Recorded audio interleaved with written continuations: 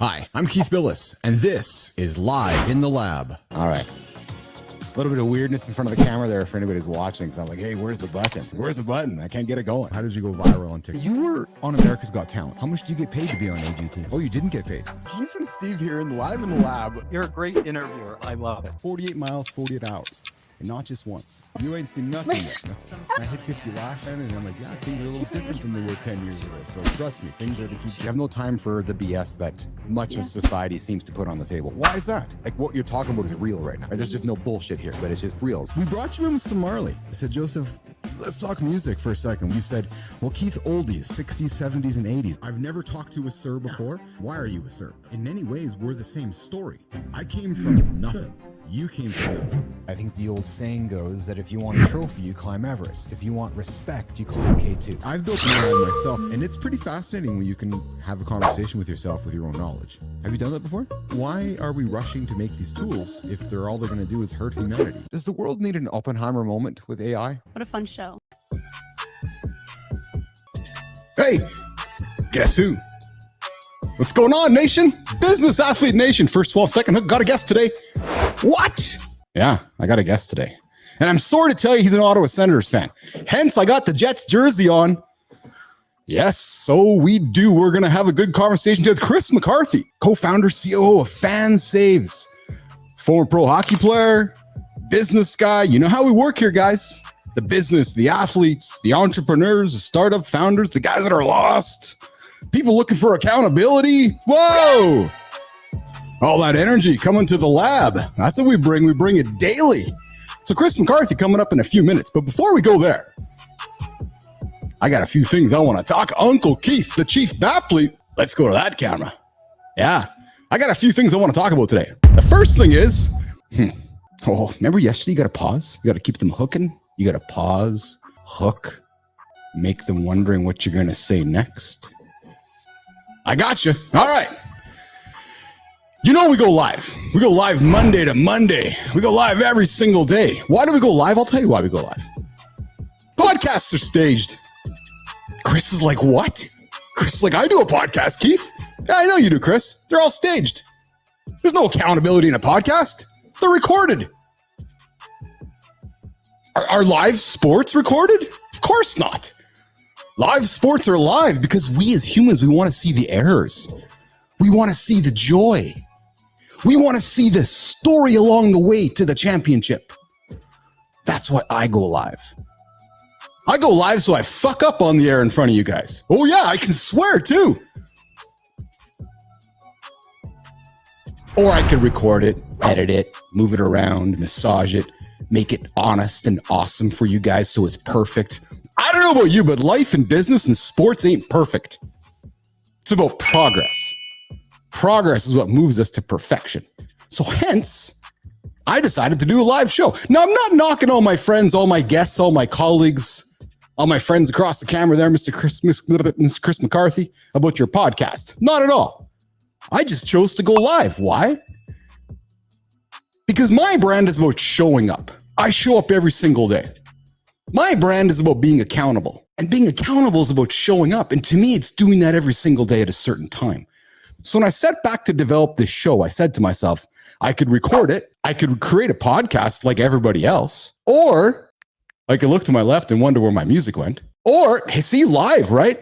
Or I could, there you go. Or I could choose to go live at a certain time, at a certain day, every single day. You know why? Because I was born back before Christ, back in the BC days, back when we all sat around and we looked at the time going, okay, it's 6 o'clock. It's the 6 o'clock news. Oh, it's noon. It's lunchtime. I was born around a time where we identified with a certain time and something happened. And it's funny because you have to look to the future to look to the past. Just look at Netflix. Netflix is not an on-demand TV streaming channel anymore. They're just old cable repackaged the same way. So that's this live talk show is. This live talk show is a revisiting of yesterday. When we sat down at 11:30 with David Letterman, when we sat down at 10 o'clock with, hey, Chris, Peter Mansbridge, when we sat down at 11:30 here in Canada with Lloyd Robertson, when we got conditioned to a certain time. Now, yes, I know I go noon -6 GMT, Monday to Monday across LinkedIn, X, and YouTube. I know, middle of the day, be like, I'm not sitting at my desk in the middle of the day, Keith. I don't care. I don't care if one person's watching right now, 1,000 people are watching right now. What I do care about is you, that I'm showing you that I'm going to show up every single day at a certain time. So whether you want me to show up in your world to lead your team at 6 a.m., 6 p.m., noon, 2 p.m., whatever time it is, you know this guy's going to show up for you. So when I developed the show, I'm like, yeah, I'm going to do a live show. We're going to make it accountable. We're going to be accountable to our words. So if we fuck up and screw up and mess up, well, we're not going to record it. We're going to apologize. We're going to be accountable for our words. So if we offend somebody in a conversation, we'll talk about it. We won't erase it and record it and put it in the can and pretend it didn't happen. We'll talk about it. So we chose to go live in the lab. That's what we chose to do. So that's the answer to the question. When everybody says, Keith, why do you go live? Why don't you just record the show? Well, I'm going to record it anyways. So why don't I record it live, have conversation, welcome people to the show, and grow it from there? Hence the decision we're going live. So there you go. There's my reason and decision why this show is live in the lab Monday to Monday, because I didn't want to do a podcast. And and here's the other thinking too. When I was thinking of the logo, y'all know that Mark Bianoff Salesforce logo, which was the software with a strike through it. Well, hey, we're not a podcast. We're a show as a service. Strike through the podcast. Anyways, all right. So we all know, if you are a regular viewer to this show, you know how this works. Chris is over there in the green room on the screen over there. So I'm going to flip my attention over there, bring him in, put him on the screen, and we'll go side by side and bring Chris McCarthy in from FanSaves. Hang tight. Boom. There am I. Hey, man. Hey, Keith. What's going on, man? How are you today? I'm doing great. I'm a big fan of the show. Even though you dogged my sends in the intro, I'm still super pumped to be live with you in the lab, man. Chris, you're too kind. You're too kind. So you are joining us from Ottawa, Ontario, Canada. Absolutely. Actually, just outside of Ottawa, in between Ottawa and Montreal, a small town called Cornwall. So right on the American border, but halfway between Ottawa and Montreal. Great place to live. Yeah. Okay. All right. So what we like to do here in the lab is get people loving our guests. It's all about getting them to buy. Why should we care about Chris McCarthy? So I'm going to tell the folks that the reason I reached out to Chris to start with was on the old LinkedIn train and building up the audience and building up our audience on the platform. And I see a post from Chris, and Chris is like, hey, I just hit 10,000 followers and here was my journey. And I said to myself, Uncle Keith, Chief Bapl, I got to talk to this guy. This guy's clearly doing something right. He clearly knows what he's doing. So I started doing a little bit of digging, looking into Chris's LinkedIn profile, stalking his profile a little bit. And I was thinking, yeah, we got to talk to this guy. Knocked on his door, said, hey, Chris, you want to be on the show? I'd like to learn about how you went from 1,000 to 10,000 while at the same time building your business. And what I'm especially fascinated by, Chris, is there's not, I don't think, a lot of founders, CEOs in your shoes who get the power of what you're doing on the branding side of LinkedIn and how you're linking that to your business, and they're actually one and the same. And I think there's a great learning there for guys that are entrepreneurs, want to be CEOs, but are like, well, I don't know if I want to put the time into LinkedIn. I don't know if I want to build my audience, when we both know the audience is the future.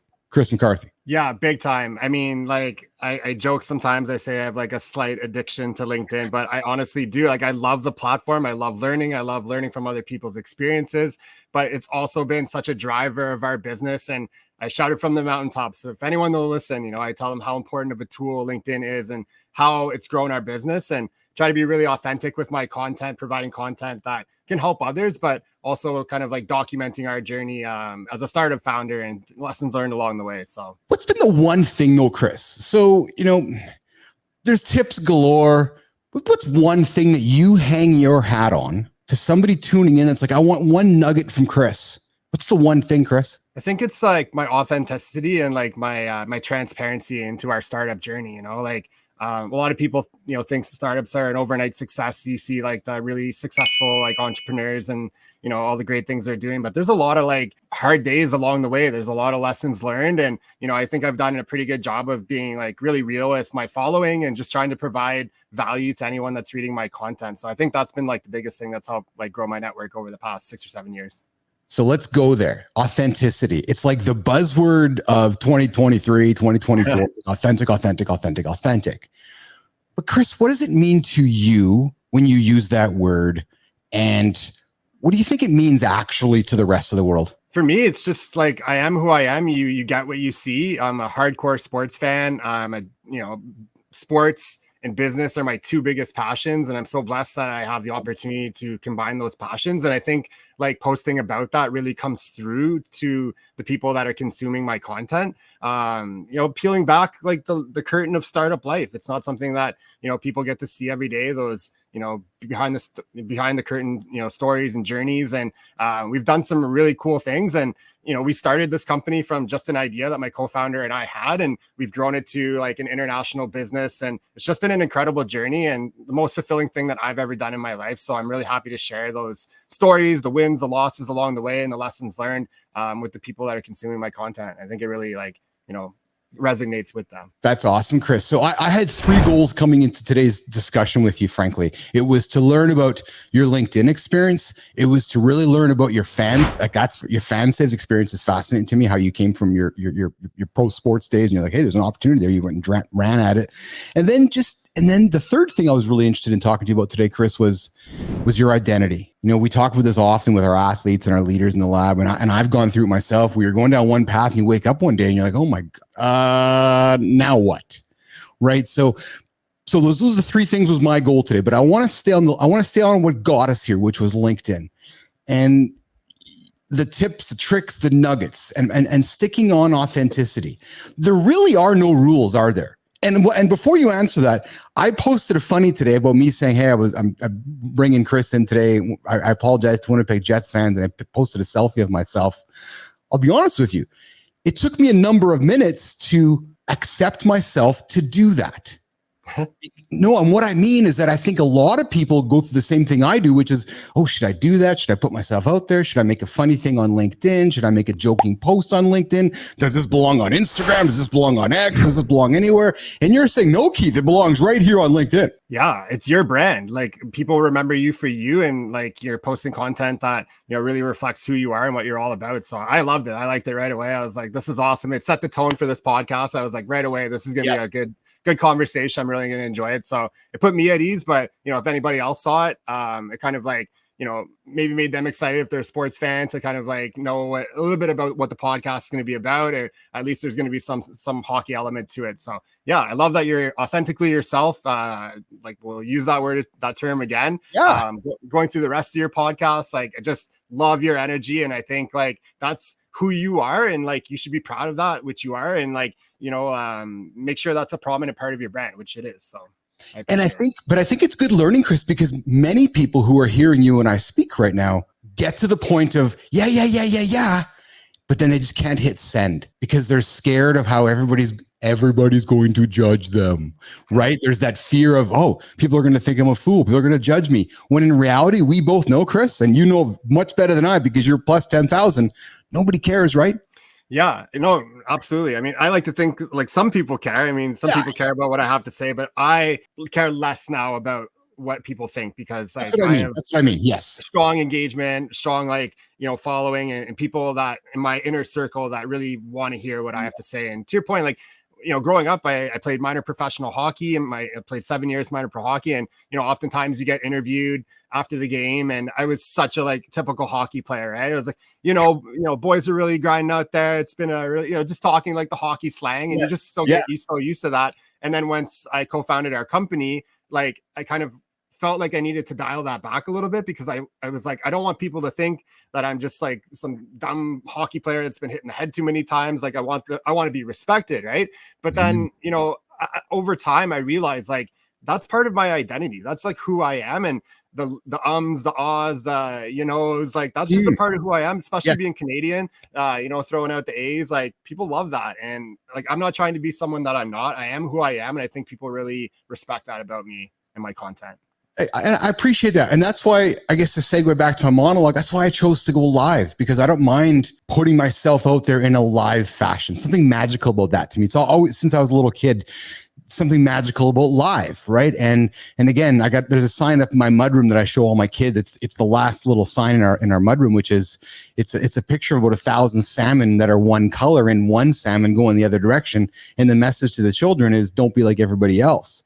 And I was like, well, everybody else doing a podcast, I'm going to swim upstream and do it live, because what you just said, it's me, my brand, right? So, and there's something fun about that. But I will tell you, as I have been growing my brand, guys like you, Chris, inspire me to do what I did today, do what I did yesterday, and encourage me to keep going like you did during those moments where you're like, ah, shit, nobody's liking my stuff. Nobody's following me. Nobody's doing my thing. You just stuck to it, right? The hardest part is just starting. I have tremendous respect for you and like the brand that you've built. And I go back to like when I first started posting content. So like about 7 years ago, I had a LinkedIn profile, but I didn't utilize it. My co-founder Shannon, encouraged me to start posting. And I think at the time I had like 364 followers. I don't know why I remember that number, but I do.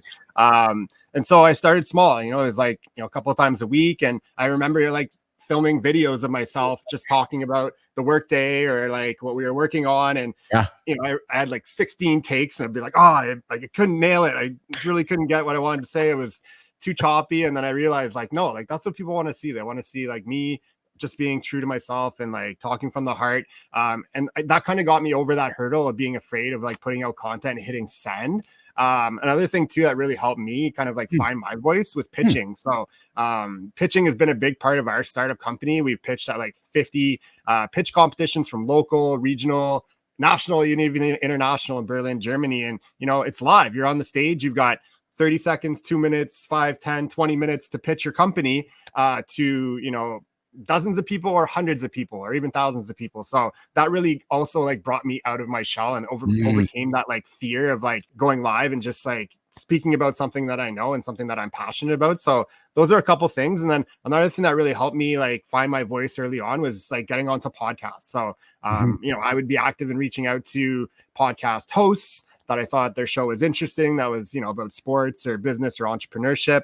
And, podcast hosts are always looking for great guests. So if you don't reach out, they won't know about you. And what's the worst that they can say? No, not right now. The timing's not right. But a lot of the times they're looking for quality guests. And I was fortunate to get on a number of podcasts and be a guest. So that also helped me kind of like overcome that initial hesitation of like putting out content. And once I got into the swing of things, like it just came naturally to me. Sometimes on the weekends, I'll brainstorm content. I'll write it down in my notebook. Other times it's just spur of the moment. It comes naturally to me.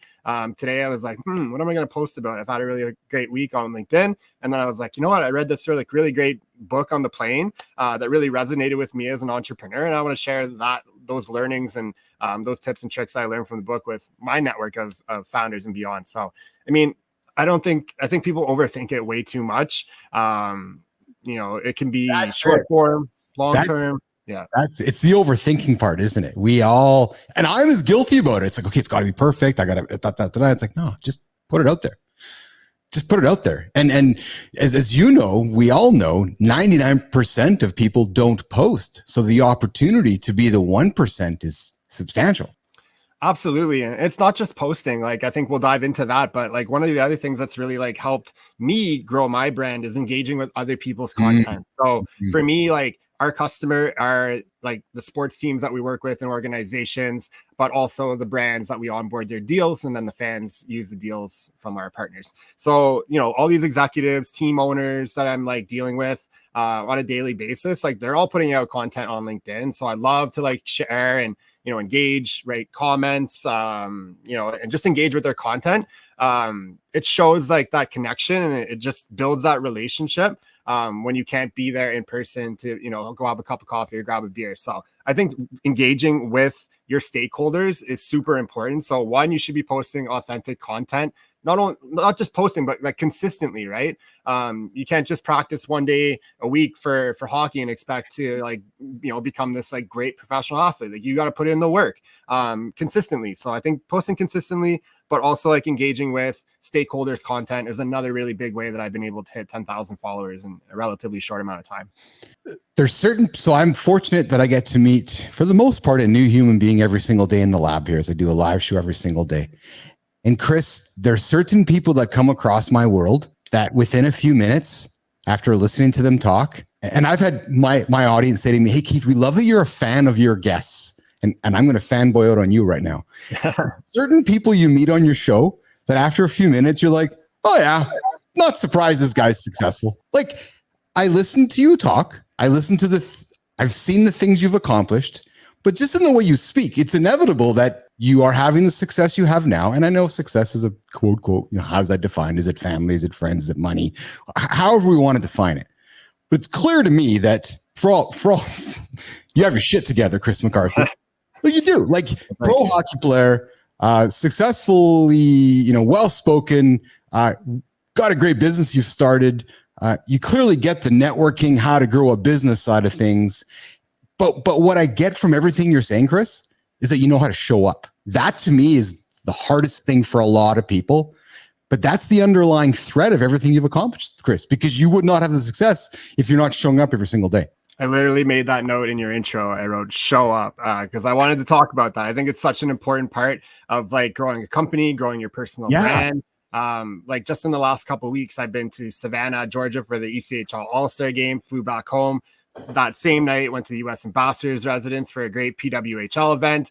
Super tired off the plane, go right to his residence. And then, a few days later, I'm on another plane cross country to Vancouver for the Western Hockey League business meetings and back in the office today. So, I mean, like if you don't show up, like you won't have those opportunities present themselves. Like just meeting the people in person, shaking hands and getting to build that relationship is so important for me. But we've really like Shannon, my co-founder, and I, we've really prided ourselves on showing up. And there's many different ways that we've been able to do that. Like, getting on podcasts, going to industry events, even like pitching events, like pitch competitions. Like I mentioned earlier, we've been to like 50 different pitch competitions. And in the early stages of business, like, we have a shoestring budget. You don't have a lot of money to market yourself. Like that was a really great way that we were able to get in front of audiences of dozens of people to hundreds of people, and to talk about our business, our brand. And from every one of those events, something came from it, whether it was like an advisor that we like met and became an advisor, or, a client or someone that could help in our journey. Like if we didn't put ourselves out there, we wouldn't have got those opportunities. So I say apply, even if you're not like an exact fit for what the application is looking for. It doesn't hurt to apply, and you have to show up. It's so important. I can't stress that enough. Yet so difficult for many to do consistently on a day-to-day basis. You've had your journey. You've played pro sports, and you've seen guys not make the team. You've seen people not succeed at pitches. And what do you go home and look in the mirror and say, yeah, it's because I showed up in a certain way? Yeah, I mean, like in the beginning, we didn't have that big budget to go to all these events and trade shows and stuff. So we started small. I went to small networking events and events in and around Ottawa, and then down the 401 to Toronto and Montreal. We kind of kept it regional. But as we grew over the past 7 years, like we started to attend more events outside of the province and then outside of the country. And so it's really helped grow our business. And we used to call ourselves road warriors. We'd be up and down the 401 and it's so important to show up, not just like, in person, but just in general. Like showing up is also posting on content on LinkedIn, right? Going back to our LinkedIn conversation, like right? No one's going to do it for you. You have to be the one to show up and post and attend. Yeah. So Chris, let's keep our dialogue moving towards your hockey career. So you played minor pro hockey where? So I played in this league called the Federal Hockey League. And if I may, I'll tell you a really quick story of like how I signed my first pro contract, because it's a good one. But as a diehard hockey fan growing up in Canada, my dream was to play in the NHL, played the highest level of competitive hockey I could all my career until my draft year. I got called up to like the higher level, the major midgets. And then I ended up getting hit from behind and tore my ACL. So I had a full reconstructive surgery, shattered my dreams of playing in the OHL. And then I came back stronger the next year, halfway through the season, kind of got hit in a weird way, blew out my knee again, fractured kneecap, meniscus, you name it. So at that point, I kind of like said, okay, like I'm going to shift my focus from playing in the NHL to like going to get my education. Went to college for a year in the States. Then I did a postgraduate year at a prep school, came back home the following year, played my last year at junior A. And then I was going to go to SUNY Potsdam and try to walk on like Division III, university college team. But towards the end of the summer, I was working at my friend's Greek restaurant, Greek on Wheels, shout out. And one day he came into the back and he was like, hey, like I just bought this like franchise in this new league called the FHL. And him and I had played hockey together for a long time, men's league and stuff like that. And he's like, I want you to play. So, he printed out a contract, and I signed my first professional hockey contract in the back of a Greek kitchen, in between, delivering food and prepping Greek salads. So that's kind of a funny story, kind of a unique story, but that's how I got my start in this league. And then I was able to go to university full time while playing in this new professional hockey league full time, which was a big challenge in itself. But looking back, I'm super proud that I was able to play 7 years pro hockey, but also get my university education and meet a lot of really great people along the way. So again, so when you look at where you're at today, it's not surprising because how old were you when you started playing hockey? How old were you when your parents laced you up? 5, 6 here in Canada? Shit, like 3. I have pictures of my mom and dad on the outdoor rink with me, helping me like learn how to skate. And I've always been like just such a big like hockey fan, and it's part of my DNA and just part of who I am, really. Like everywhere I go, like you're a Canadian kid, right, Chris? Like you're Canadian. Yeah, you're a Canadian kid, right? So you grew up playing hockey, and then it was all that work in playing hockey, grinding towards the dream. Not even grinding, gratefully trying towards to get the dream. Didn't work out, so it was like, all right, pivot to the next hardest thing, which is starting my own business. Yeah, and so that kind of like came really serendipitously. So another interesting story. I was in my 3rd year of pro hockey. I was playing in Watertown, New York, and 4th year, sorry. And so like halfway through the season, I was the captain of the team. Halfway through the season, the coach and GM got fired. So it's a single A pro, right? So I remember the owner called me, and I went into his office in Syracuse, and he was like, I want you to take over the team as the general manager. So I want you to take on like sponsorship, the ticketing, the game day operations, and I want you to hire a coach. So he wanted you to. He wanted me to take over the general manager position in the front office. And I was a player, I just finished school. I was like, at the time I was like, whoa, this is like kind of crazy. But then very quickly I snapped back to reality, and I was like, holy crap, this is an amazing opportunity that could kickstart my career. I thought, when I was playing pro hockey, maybe one day I'd work in the front office for my hometown team, the Ottawa Senators. So I was like, this is a great way to get my foot in the door. And I jumped on the opportunity. So I kept playing. I had the whole like Reggie Dunlop thing going on. I was like player GM, and I gave my seat to another player that had really great experience. And I hired a coach who was also a player on the team that had played at a higher level. So really interesting story there. But that kind of got me into the front office. And for the following years, the teams that I played for, I also was like the sales and marketing director. So I got some really great experience. And then I was in my last year. I signed to play in this team in Cornwall, Ontario. And I wasn't working for the team. I was just playing, and ended up like breaking my finger. I don't know if you could see that in a fight behind the net, protecting my goalie.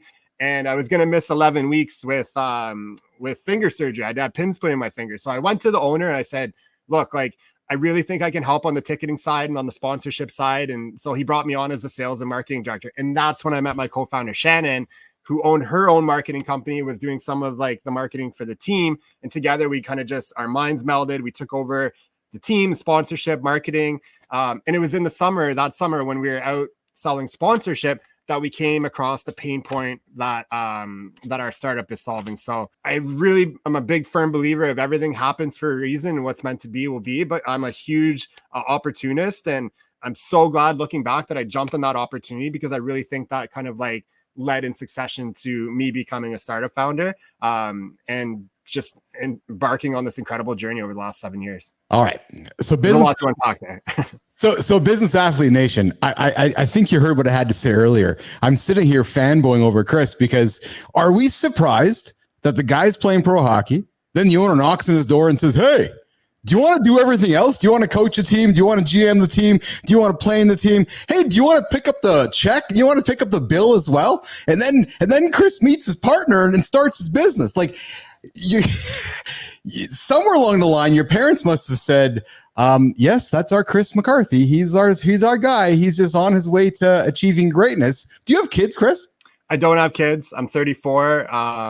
No kids yet, but I really like, when I turned like, I don't know what, like 28, I really like, when we started this business, I really like committed myself to this journey. I was like, I'm going to put in 10 years here of hard work. And my co-founder and I, we started this business as colleagues, and, it grew into a relationship. And about a year ago, we kind of like, ended that romantic relationship, if you will. But we're co-founders, we're best friends, we're super supportive of each other, and like I couldn't imagine being on this journey with anyone else. But we've just been working super hard, grinding, and like we just have a big vision for this company and what it could be, and it's been such a fulfilling ride. But I'd love to have a family one day, so would she, and I think that's in the cards. But at the same time, like I'm laser focused on this vision, and like I said, it's afforded me this incredible opportunity.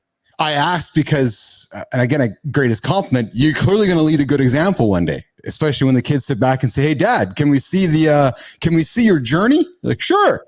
It's going to be an exceptional journey that you'll be able to show them. I have to ask, I'm a big fan of having enlightening human conversations here in the lab. You brought it up, so if I'm not supposed to go here, tell me. Did you just say that you and your partner had a romantic relationship because you're starting the business?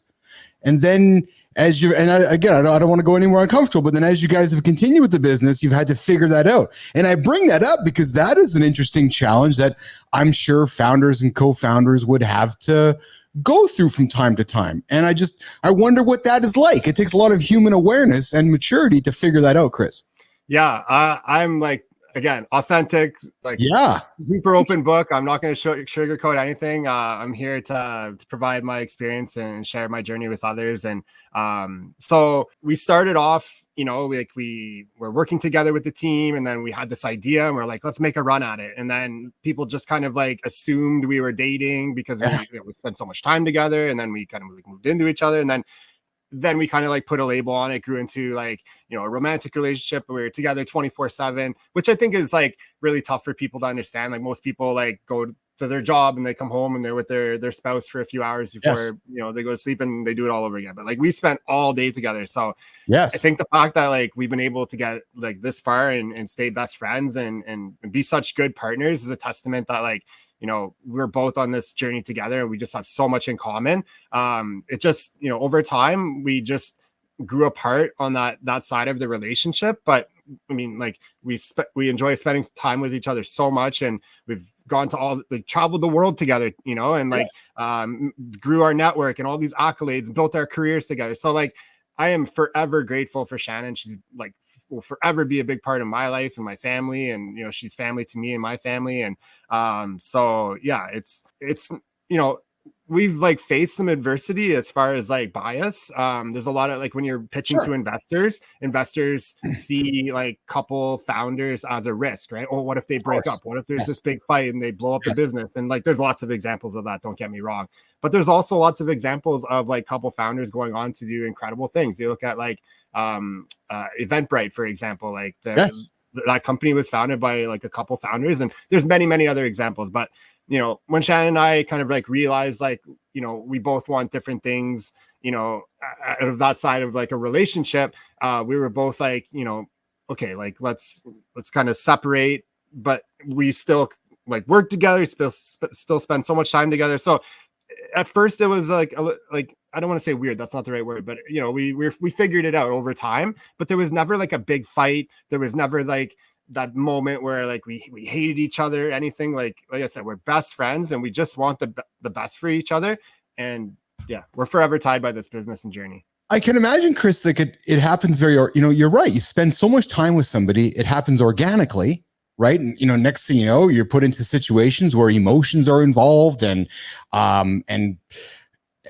things happen, right? But what I also applaud you for is recognizing, both you, that things aren't working, and to let it organically continue in a different direction, and clearly conversing your way through it so you guys could stay on the primary goal of building this wonderful business together. That takes a lot of courage, maturity, awareness, a lot of lessons you guys could teach a lot of founders and couple founders, I'm sure, out there. I hope we can be an example for other founders, whether like if they're a couple founders and, their relationship takes a turn, or if they decide to go down different paths. Like, it doesn't mean that you have to like blow up the business and totally like never talk to that person ever again and totally separate your lives. Like I said, we're forever tied by this journey and this experience. And I have so much respect for her, and vice versa. And like you said, like we just realized at one point we're two mature adults that like want the best for each other. And want other things in like a romantic partner, but at the same time, we're best friends. We're amazing co-founders because we really complement each other's skills really well. And I think that's been like a huge driver of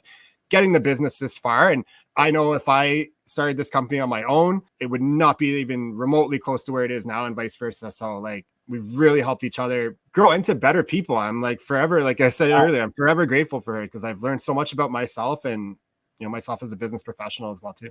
I love the word compliment. So I had a co-founder when I started ICUC, Chris, and as we grew ICUC together, and I want to talk about this concept, idea, partnership, and founding partners with you for a few moments to give our audience some things to consider. Because in my experience, Chris, and I'd love to hear yours, and fuck, we should have Shannon on the call, is it wasn't until myself and Maurice, my partner, clearly defined our roles. It wasn't until that moment is when we took off. And if I can just continue that thought, it was that clear understanding of, oh, okay. So my role was we use the metaphor of the bus. My role was to drive the bus forward and just focus going forward and not even worry about what happened. So I would go and get Chris McCarthy and all the customers. And the moment I got Chris in and Chris paying and bringing money in the house, I say, hey, Chris, you're going to go talk to Maurice. And then my job is done. I wasn't worrying about anything behind the back of the bus. And it was a clear understanding of what our roles were. Once we knew what those roles were clearly defined, we did this. Can I suspect the same thing happened with you and Shannon? Yeah, that's absolutely true. We both have, isn't it? But it's hard to do, isn't it? It is hard to do because we're both so passionate about the business and we're both like leaders. Mm-hmm. So sometimes like having to let her lead and vice versa, sometimes like having me lead, she calls herself a recovering perfectionist, right? And so overcoming that and like allowing me to do some of the things taking on. So, there were moments like that where power struggle is not the right word, but like we both like wanted different aspects of the business and wanted to kind of like lead that part of the business. But over like the first few years, we kind of like ironed that out. And, so right now, like I really stick to, we both oversee everything, but like business development, sales, and strategy is kind of like my parts of the business. Mm-hmm. Shannon does all of like the admin. She like kind of leads our marketing department, product development, HR kind of things like that. So, there's some things where we cross over and lead together, but then we also have aspects and buckets of the business that we kind of lead on our own kind of thing. So, it's kind of like how we've learned to like separate duties, and it's been really effective. I don't know about you, Chris, but I had to learn how to trust and don't take this the wrong way, but trust and not care. And what I mean by not caring was, well, I don't care what Maurice is doing because I trust him. Yes.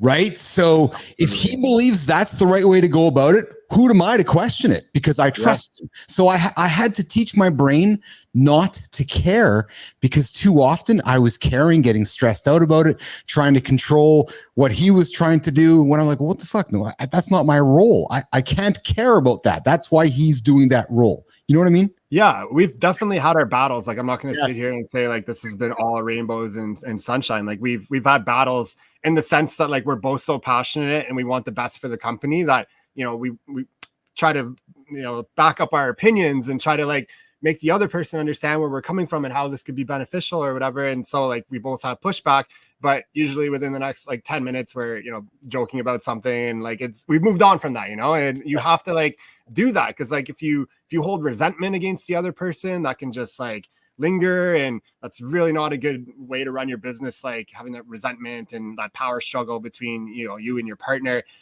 We both really define like the parts of the business that we're both really, really good at, and we kind of just trust each other that we're going to make the best decisions, what's best for the company, and not personally. So we both have like dropped the ego when it comes to those conversations, and we kind of just look at things objectively. And I think having that, we've been able to avoid making so many mistakes, because we see an opportunity and we talk about it and we end up making the right decision, because it's not just me thinking one thing and then making that decision and then not seeing another aspect of that decision making. So sometimes we get in a car after a networking event and I'm like, did you talk to that guy? Like, what'd you think of that guy? And she's like, oh, like he was this. We just we have the same mind, and Yes. sometimes we do have different opinions, but we're able to talk it out and make the best decision. So I think like having a co-founder is so incredibly important, and something that's really like propelled our business to the point where it is today.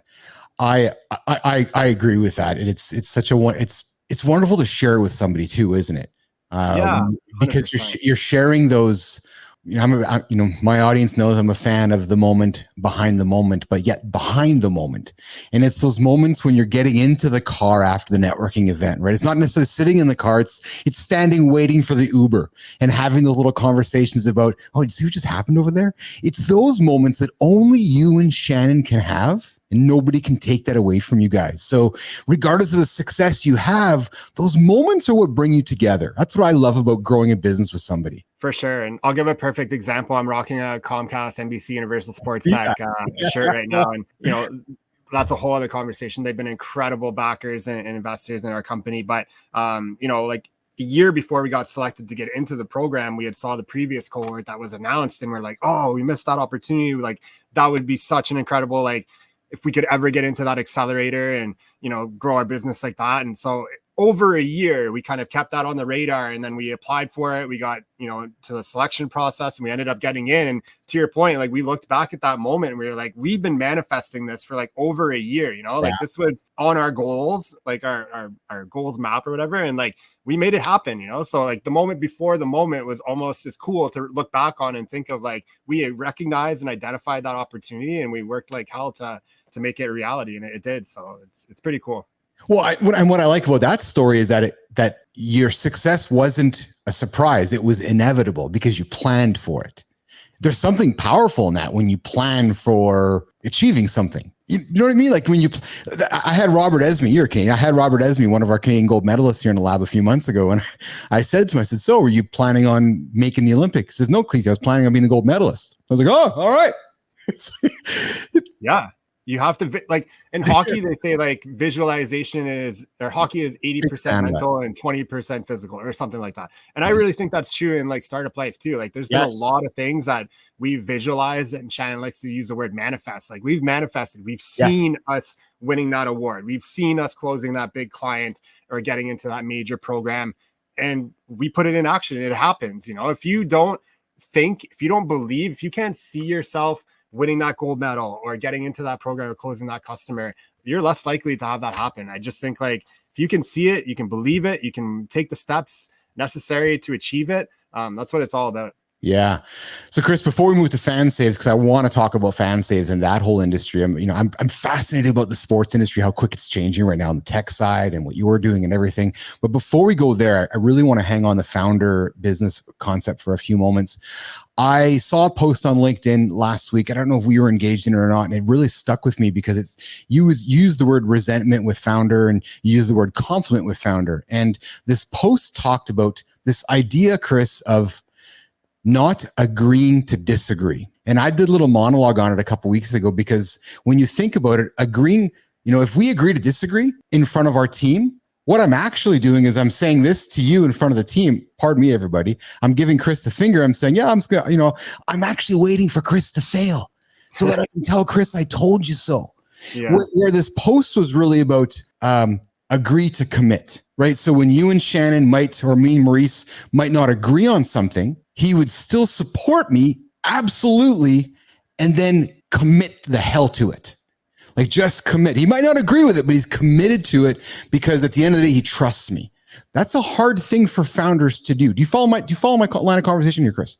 Yeah, definitely. Like I'll give you an example. Like when we first started our company, and you know, we were like we had, you know, 2 employees, like we call ourselves the core 4. And sometimes like Shannon would have like these disagreements that I was telling you about. And like but again, we would argue our position in front of like our 2 employees.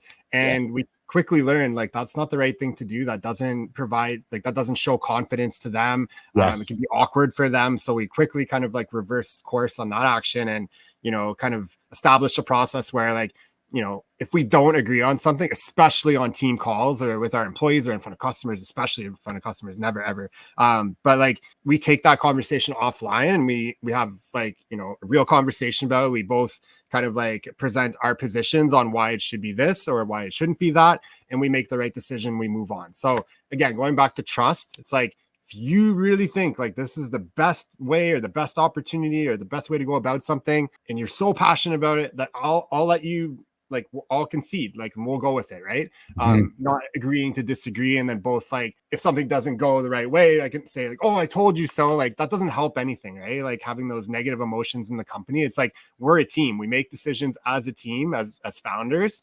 And if it goes the wrong way, we wear that together. And if it goes the right way, we celebrate that together. So to your point, I think that's really important as well. So we've talked LinkedIn, we've talked business philosophies and so forth, but now I really want to get to the meat and potatoes, which is FanSaves.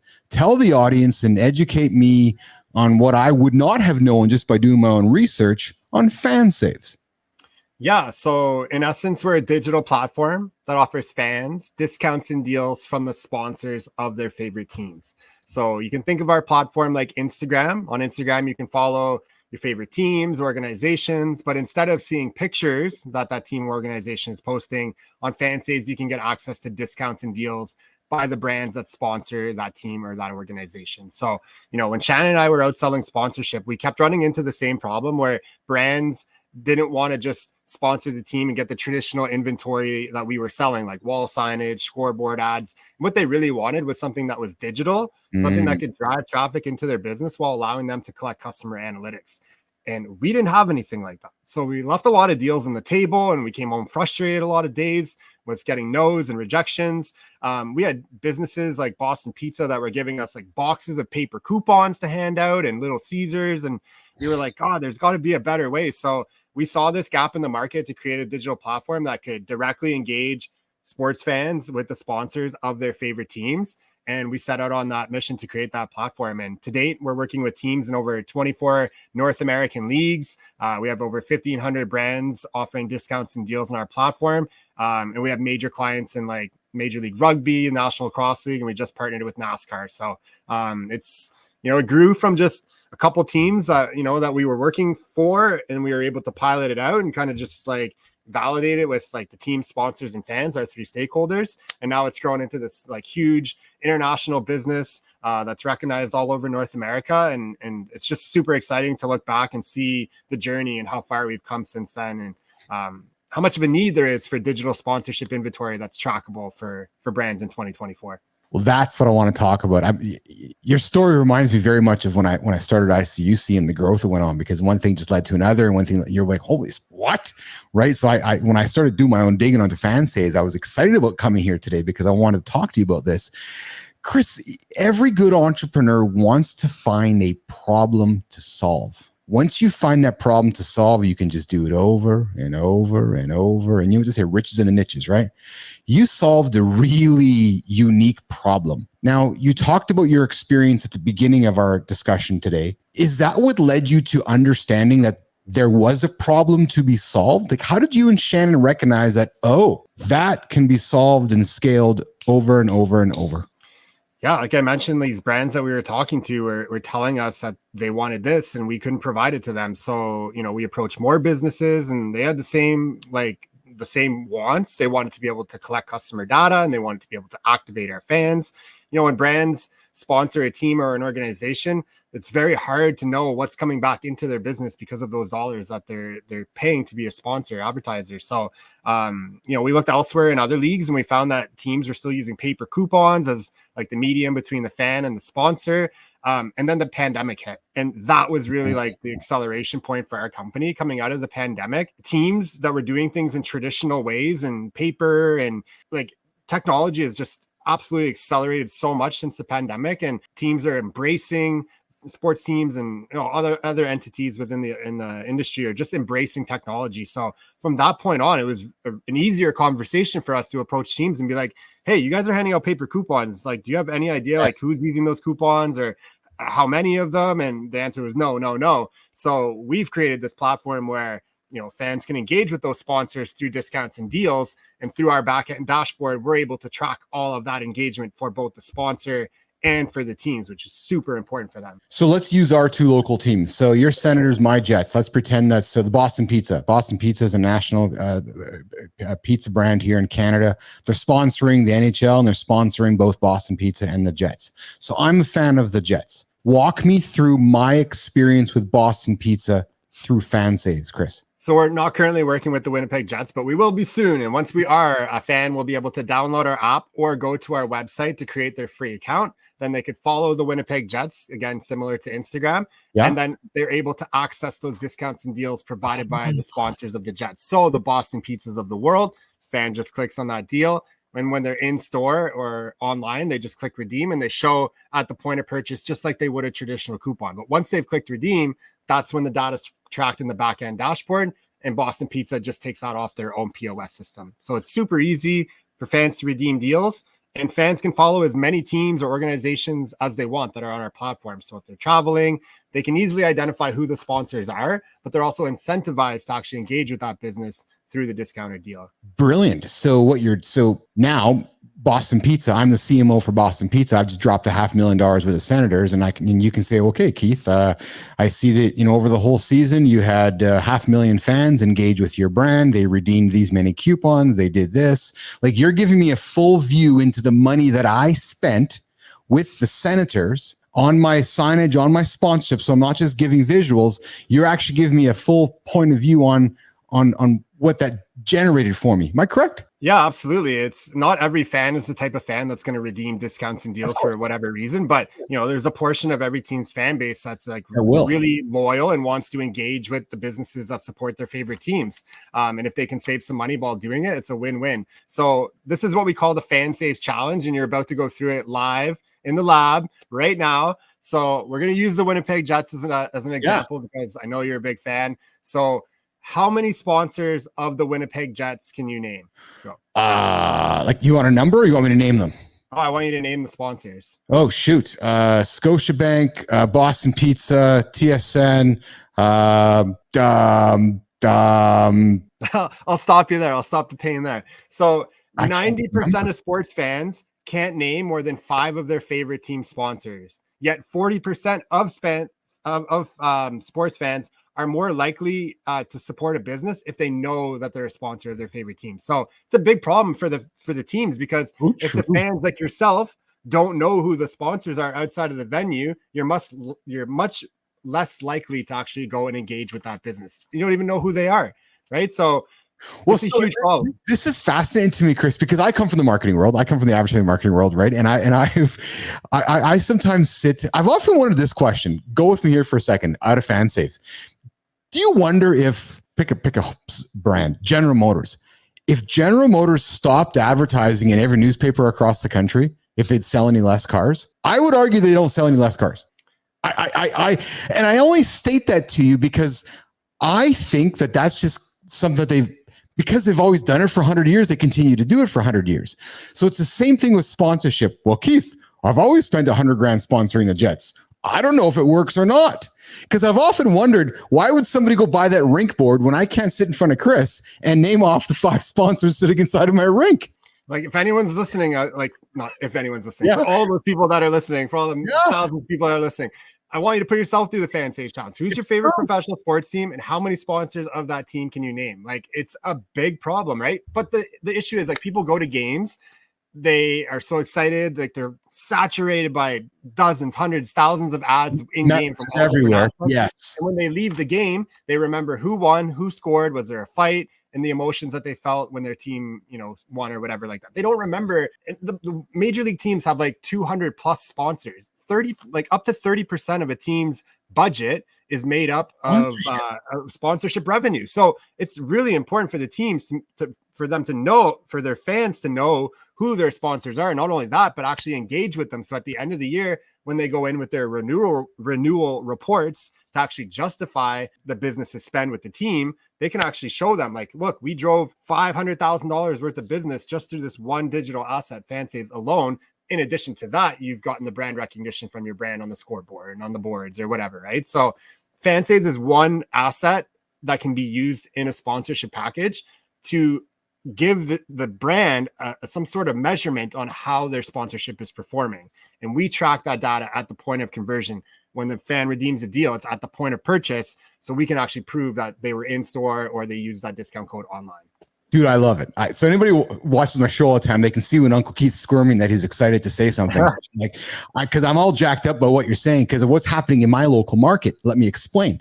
So we got our Jets back, what was it, 12, 15 years ago. And when they came back, there was such a demand, Chris, for the hockey team that they just quickly sold the arena out with a lot of individual humans like myself. We just bought tickets.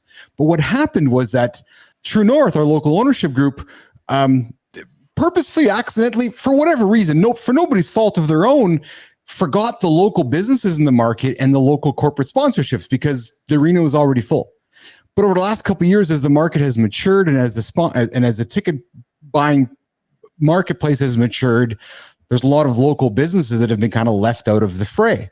What you're saying to me is, if I'm a local business owner here in town, I don't know, Boyd Auto Body, I'm auto body shop. Hey, Jets, you bring FanSaves on because I'm bringing this up because they're making a big push right now.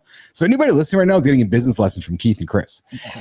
The Winnipeg Jets right now have a big push on in Winnipeg to go and approach and sell all of the small, medium businesses in Winnipeg to establish a relationship because they've been kind of forgotten about in the last 15 years. Yeah. What you're saying is that if the Jets came into my establishment as a FanSaves customer, they now could bring a bunch more value to me as a business owner by saying, okay, Keith, you can bring FanSaves in and we now can measure your sponsorship value. Yeah, 100%. So many teams have a minimum threshold. Like if the business can't pay like 25, like depends on the team, depends on like the high echelon of the market. But like, yes, you know, like Toronto Maple Leafs, for example, like they have a much higher threshold than like the Ottawa Senators. So if you don't have 100K to spend, like they won't even like talk to you kind of thing. Right. So all those smaller businesses in the community, like they don't have the budget to spend. So they can't become a partner. But what we're saying is like FanSaves can be used as like an entry-level asset, but it can also be used as a core asset in a bigger sponsorship package. So, you know, a lot of teams have exclusivity, and taking that aside, like brands could just create, like they could become a sponsor and just offer a deal. They don't have to get all the inventory that you see in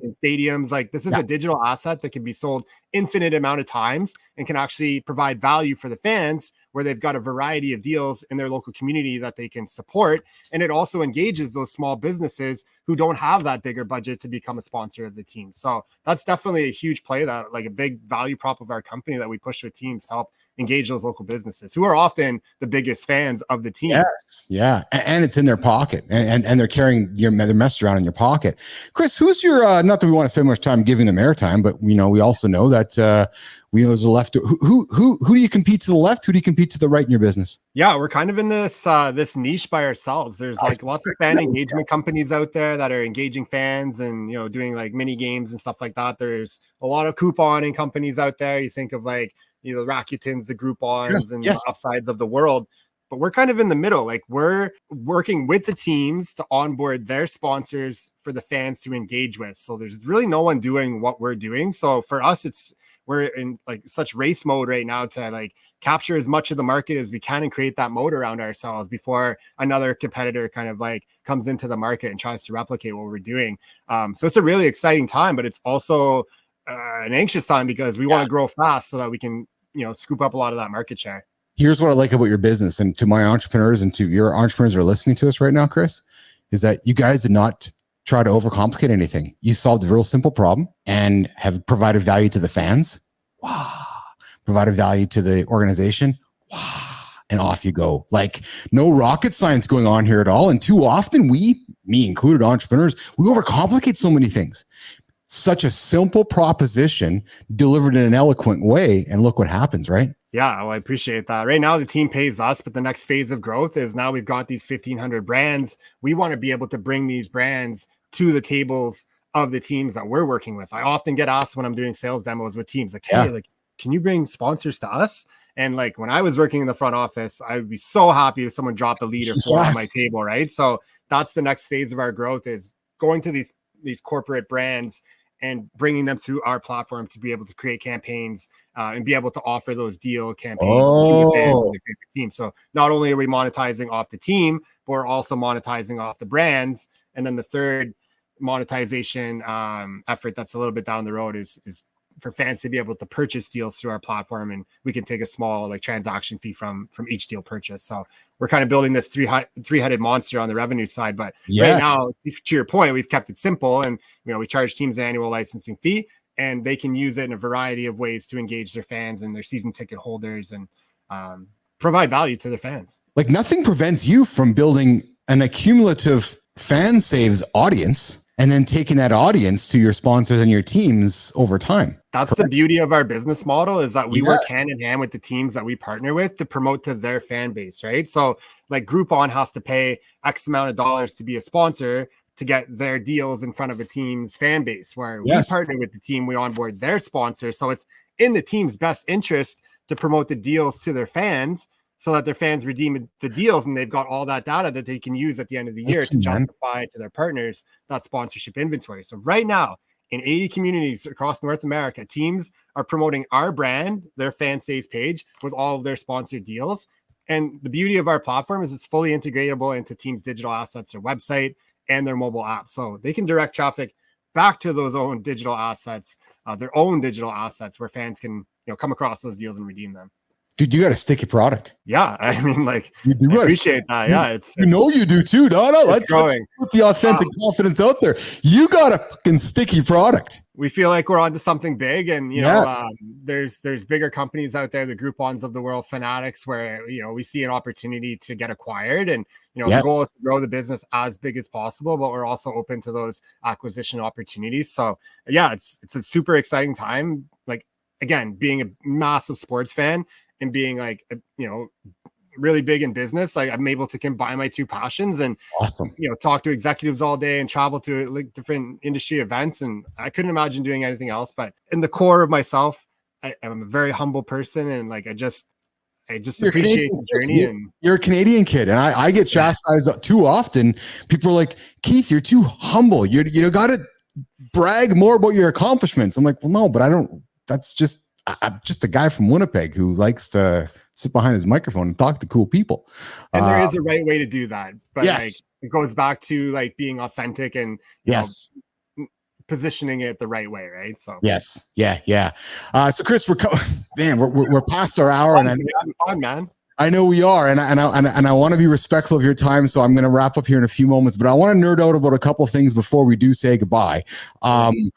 The PWHL, are you as excited about that as I am? Yeah, I am very excited about it. Like I told you, we had the opportunity to go to a PWHL Ottawa event recently at the U.S. Ambassador's residence here in Ottawa, and it was really cool to see and hear from the U.S. Ambassador, who's a huge advocate for women's sports and equality, and the mayor kind of being a girl dad, talking about like his daughter's experience and the disparity and equality. And so I'm really happy to see finally a league for these women and the recognition that they deserve, and the platform that has never really been there for them. So huge kudos to all like the people that came before, all the women that came before, and the current players are standing on their shoulders and great ambassadors of the game, and great ambassadors for each of the communities that they play in. So yeah, I'm super excited. I'm really jacked about it. I got two daughters, and I grew up with the Cassie Campbells and the Haley Wickenheisers of the world, and you were saddened to see that once the Olympics were done, they're like, well, what else are they doing next? So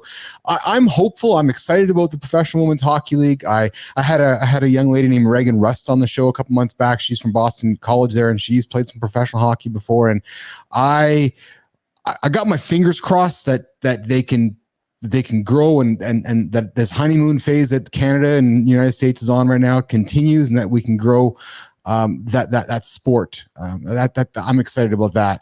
Which segues to, you're in this every single day. Sports is changing fast right now, isn't it, Chris? With the digitization of sport, with nil, with spatial computing, some of the stuff that Apple's doing, like betting. Sports going to look much different in 10 years than it is over the last 10 years, isn't it, Chris McCarthy? 100%. Like just the AI like industry alone, like we don't know really what's the capabilities of that are. It's just in its infancy stages. But you look back at the pandemic, right? That was really like the jumping off point, I think, for like technology accelerating in professional sports. You look at digital ticketing, I mean, it wasn't too long ago where every team was still using physical tickets. Yes. You go to the box office, you get your ticket. If you wanted to give it to someone else, you physically had to hand it over. And now everything is digital. And, you know, there's always those people that are like the laggers that will say, oh, well, our fan base is a little bit older. They're not tech savvy. But we saw with digital ticketing within like 2 to 3 years, it went from like fully physical ticketing to like fully digital ticketing. And there was like that quick adoption period. And now it's standard everywhere. So you're seeing that in other aspects of the business, digital sponsorship, like where we swim, that's, you know, changing a lot. But there's so many aspects of like professional sports that are changing for the better because of technology. So it's a really cool space to be in. It's really like energizing to wake up in the morning and read about like new innovations and you know, sports teams doing different things and testing things. And for us as a sports tech founder, like it's really encouraging. So yeah, it's really cool to see. Well, and that's why I would be bullish about your business, because the fans are being more encouraged than ever to use these devices to engage with the sport, right? So I saw a great little thing in my feed this morning where, you know, people, you know, can now watch tennis and with an AI film. I don't want to get nerdy with you, but just how they can engage with the sport with their devices. And we're seeing that happen. And with your product being so, you know, intrinsically linked to this, the sponsorship part of it, like you're positioning yourself very well to fit in the middle of that ecosystem with a lot of people plugging into it. Yeah, I think it is. It's super exciting to be a part of it, and like to go to games and see like the new technologies and how things are changing, and from every aspect of the business, you know, like this whole industry is being like totally revolutionized by technology. So it's a really exciting time to be in it. So this is how I weave it back to FanSaves and back towards home, which is, you said you recently landed in NASCAR. So I've spent some time working in NASCAR back in my old ICUC world, and I'm very familiar with that industry, the sponsorship side of that industry.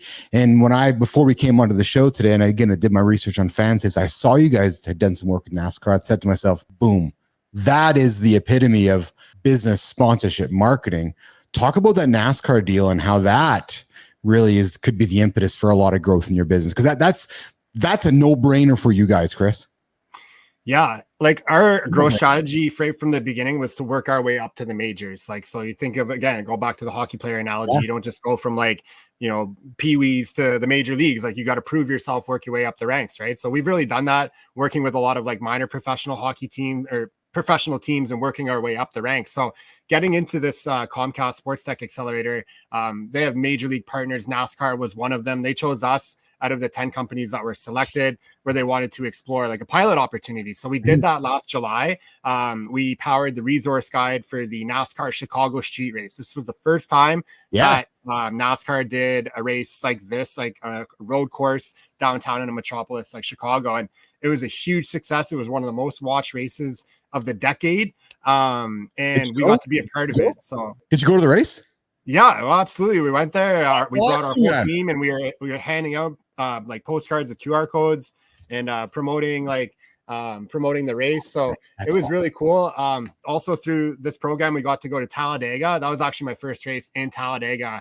We had garage passes, VIP. Yeah. So it just, you know, like you always see NASCAR on TV as a Canadian, but like I never thought I would be entrenched in that industry. But to go to a race and just see 100,000 people and how passionate NASCAR race fans are, and like the show that they put on, like it was incredible. So we've just signed a commercial deal with NASCAR. We're rolling it out with the NASCAR Chicago street race as our first race. And we couldn't be more excited because, you know, when we're approaching other major league teams, now we can point to them, be like, they've put their name on this. They see the value. We've tested with them. It's worked. What are you missing kind of thing? How can we help you kind of thing? Because, you know, it's just that credibility factor, right? We're getting out of that phase of just working in the minor pros to now we're like working at the higher level. So it's really exciting. Yeah. It's again, our journey sounds eerily similar because NASCAR was some of my first business, and my first race was Charlotte, and then I went to another one, and I became a big NASCAR fan because of my experience, because the energy, and just when you get on site with all those people and the sponsorship, it's exciting, really the exciting. Scale of how big it is so cool. Yes. Yeah. NASCAR is very like technological friendly. Like they're a very forward thinking organization, and they utilize a lot of like really great technology. So it's like a match made in heaven for us to have that be like our big major league showcase client. And we're just so excited for the opportunity. I bet.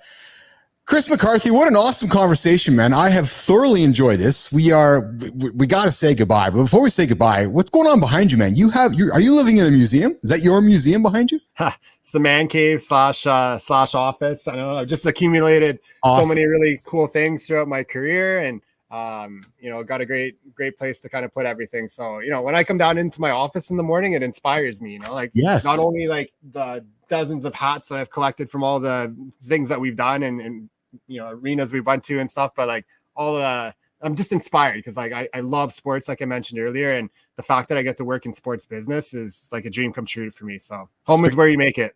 It's true.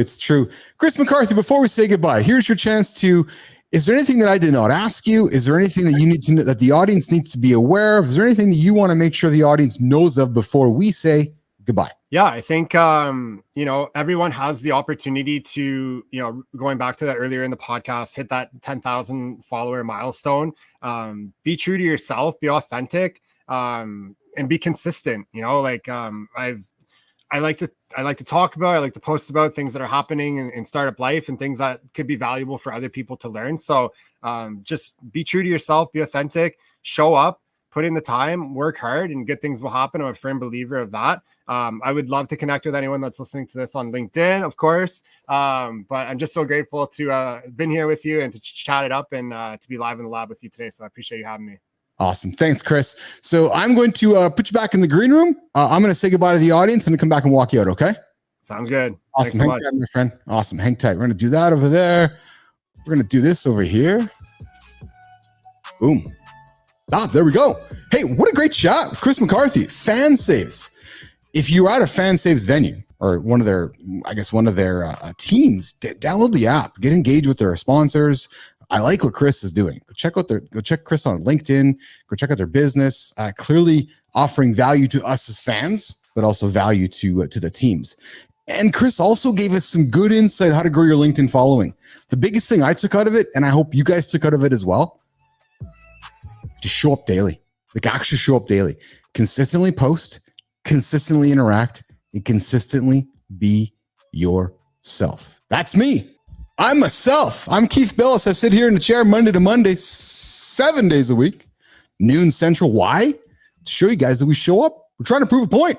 We're the accountability crew here. Now I'm going to go talk to Chris.